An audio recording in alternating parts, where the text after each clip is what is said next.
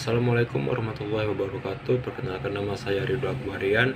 Saya akan menjelaskan tentang pasal 16 Undang-Undang Dasar 1945, yang dimana pada pasal 16 ayat pertama berbunyi, susunan Dewan Pertimbangan Agung ditetapkan dengan undang-undang.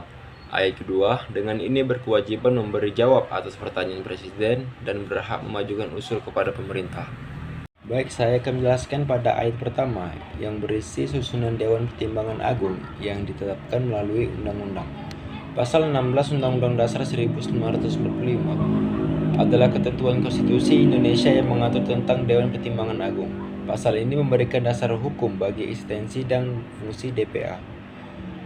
Undang-Undang Penyelenggaraan DPA, Pasal 16 Undang-Undang Dasar 1945 menegaskan bahwa susunan dan tugas DPA diatur lebih lanjut dengan undang-undang. Artinya, struktur dan fungsi DPA tidak diatur secara rinci dalam konstitusi, melainkan diatur lebih lanjut dalam undang-undang yang dibuat oleh lembaga legislatif.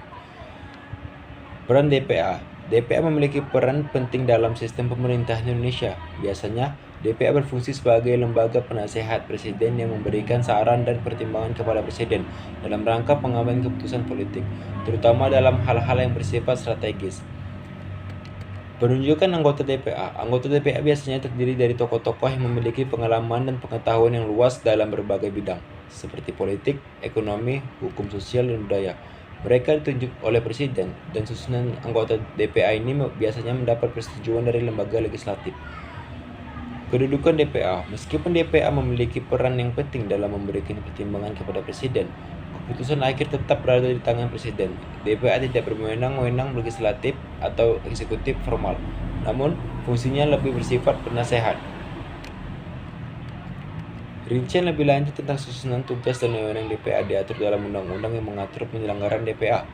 Undang-undang ini biasanya mencakup ketentuan-ketentuan terkait dengan masa jabatan anggota DPA, cara pemilihan ketua DPA, dan prosedur pelaksanaan pertemuan serta pembahasan di dalam DPA.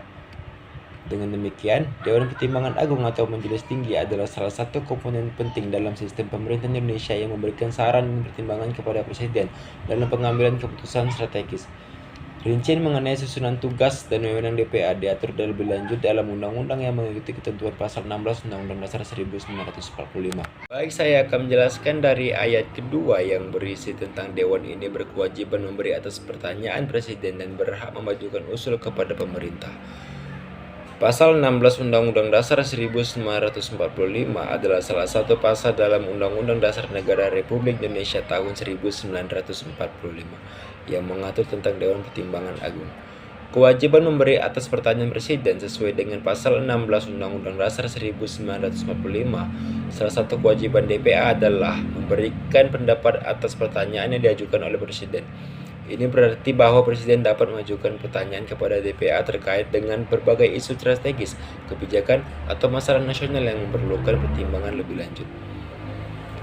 Hak memajukan usul kepada pemerintah. Pasal 16 Undang-Undang Dasar 1945 juga memberikan hak kepada DPA untuk mengajukan usul kepada pemerintah.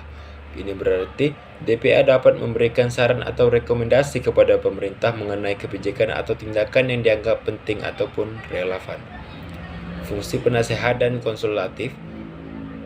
DPA pada dasarnya berfungsi sebagai lembaga penasehat kepada Presiden. Meskipun memiliki hak untuk mengajukan usul, DPA tidak memiliki kewenangan legislatif ataupun eksekutif formal.